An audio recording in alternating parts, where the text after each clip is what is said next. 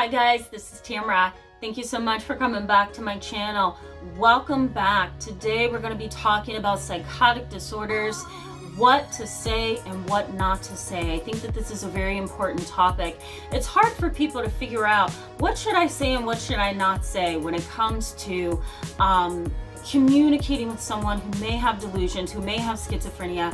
How do I really maneuver my conversations with them, especially when they get onto a topic that is either pretend, false and never happened, real but out of reach, right? So there's no real foundation to what they're talking about, or it's completely delusional and fabricated. So what do I do to communicate? Because when I say I don't believe in it, or when I say there's something wrong with that theory, they become aggressive. What do I do? So I'm going to talk to you today about some things that you can do to help with that. So let's go ahead and jump in. Thank you so much for coming back to my channel. For those who are subscribed, thank you so much. And for those who are new, I encourage you to hit that subscribe button so that you can stick around with us and be a part of our growing and validating community. I always welcome your comments. So if you have a topic that you want me to focus on, let me know in the comment section below and I will definitely consider it, especially if it is in my area of expertise. The benefits for you in today's video is that I'm going to highlight a couple of things that you should and should not do with individuals who have a psychotic disorder. If you didn't see my previous video, I encourage you to go ahead and check that out because it's going to give you a little bit of foundation and a little bit of insight into why I'm talking about this today. So I'm going to just give you a brief definition of what psychosis is. Psychosis is basically a disconnect from reality. It disconnects you from reality. You are connected to a part of your mind, a part of your existence that really is fabricated. It doesn't exist, right? Or it may exist, but it's not available to you. It's out of reach.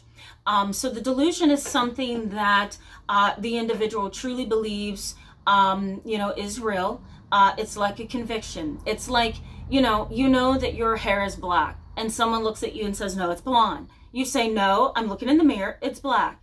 And they say, it's blonde. The one who knows their hair is black is going to be very defensive, very angry, very confused, very fed up with the other person who's trying to convince them that their hair is blonde. That is a delusion. And it's so fixed and it's so strong that even if you put the evidence right in front of that individual, it wouldn't matter. So there's a certain way that I think that we need to talk to individuals who have delusions to make sure that we are getting through to them and that we are communicating with them. So I'm going to give you, this side is going to be what to do and this side is going to be what not to do. All right. So the first thing on my list that I want you to do, and I'm going to put them around me here so that you can stay with me, is I want you to respond. And I have here at the top of my list, I want you to respond to the emotion. Never respond to the content. When you respond to the content of the delusion, you're getting into an argument. You're not going to win it, okay? The individual who wants to believe that they have the correct perception is not going to believe you. They do not want to hear what you have to say because what you say is contrary to what they believe. So you want to respond to their emotion. Respond to their emotion, not the content. And you also don't want to confirm or disconfirm. Be a little bit in the middle, make sure that you're a little bit middle ground with them and that you don't lean too far over to confirm it and you don't lean too far over here to disconfirm it. All right. The next thing is offer help and support. You don't want to say, look, I want to help you, right? You want to say something like, I really want to help you. How can I help you? How can I make this better? What can I do? Right? You want to take that kind of approach with them because the minute they sense that you think they're quote unquote crazy, that's the minute you lose all legitimacy with them, right? It goes out the window. They want to have nothing to do with you at that point because now you have either become their opposer or their threat. And the minute they see you as their threat, you've lost all credibility. They have completely written you off, right? So you want to be careful with that. So you want to offer, you don't want to insist or force. You want to use parameters for safety. The police, the hospital, crisis hotlines, family members who can get through to them. You want to put parameters around the individual who is incapable of protecting themselves. They may act on their delusion. If they have a rhodomanic delusion, right? They may act on it. And so in order to protect them, you may have to call 911. You may have to call a hospital. You may have to call a family member that can talk to them on the phone or come and stop them, right? So use your parameters, and always have them ready for safety, okay? The next is listen without judgment to what they are saying. Sometimes you can feel that they are judging you as they're listening to you, or as they're talking to you, or, you know, whatever position you're in. You can feel when somebody's judging you. So try your very best to listen without judgment. Listen without judgment, all right? The next is to encourage them if you are the target. So if you're the target of the delusion, right? If they're paranoid, you know, if there's some kind of jealous delusion, you know, you want to try to encourage them to see you a different way. And you want to do it in a way that's not desperate, right? You know, give them, you know, that reassurance that that's not what's going on, and then move on to the next thing. The minute you start begging, the minute you start saying, why can't you see this? You know, the minute you start forcing it, they're going to see you as guilty. And somehow in their mind, they're going to connect the dots that you're really a part of what they think you're a part of, right? So, you know, try to encourage them away from the delusion if it concerns you and you're the target. All right. The next thing is watch their defenses. You know, sometimes individuals who have psychosis, or they're delusional, or they have delusional disorder, or they have hallucinations, sometimes they can be very, very defensive, physically, emotionally, psychologically. And those defenses can lead to ethics complaints, can lead to legal lawsuits, could lead to divorces, could lead to sex assault claims, could lead to rape claims. I mean, it can really lead to things that it should not. So watch their defenses and watch getting on their defensive side. It can come back to bite you.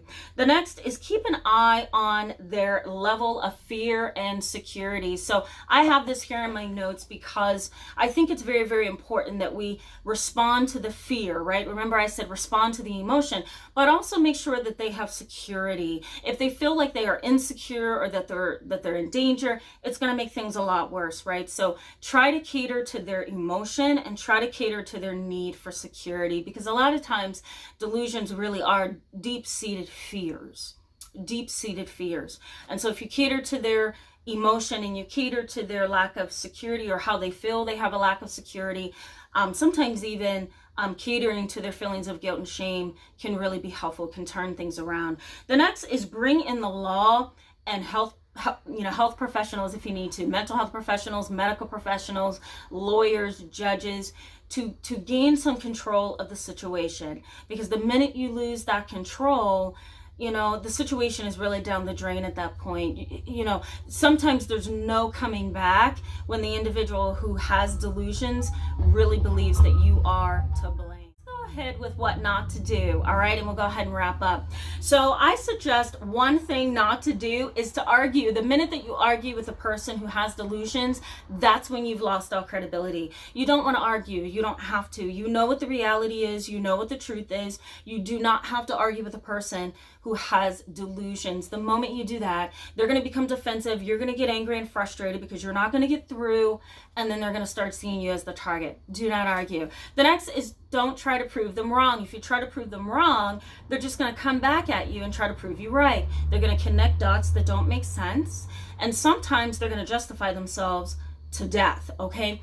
Don't even try to prove them wrong. It's not worth it. You don't want to get on their bad side like that, and you don't want them to start to see you as a threat. Your goal is to stay out of that line of defense, right? You don't want them to start looking at you as somebody that they need to defend themselves against, okay?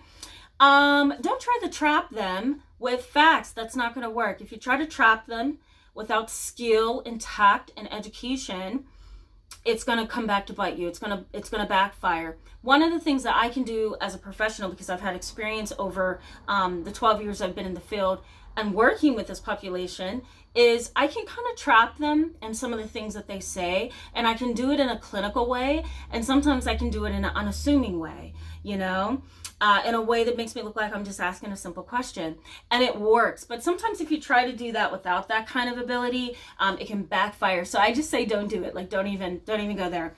Avoid technical language. You have schizophrenia. You have delusional disorder. It says so in the DSM-5. I think you might have bipolar disorder with psychotic features. Stay away from the technical terms, because the minute you as a individual who's not a professional begins to throw those terms out, that individual is going to get defensive because you're not a professional, you're not mental health, and you're too close. So you want somebody who's outside of you who can say those things and get away with it. You don't want to say it. So avoid the technical language. Even if you do have a degree in the field, it's not even worth it. Stay out of that line. There's a reason why our ethics board as mental health professionals says do not get involved in matters that are too close to us, right? Because we can't navigate them as well as we think. So sometimes it's best to just don't even involve your education if you have it.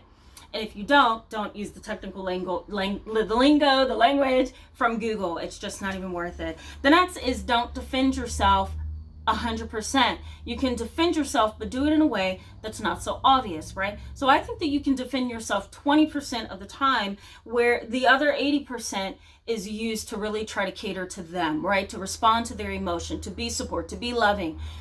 Don't try to defend yourself. Now, if you do that 20% of the time, I encourage you to deflect, to minimize, and to just walk away.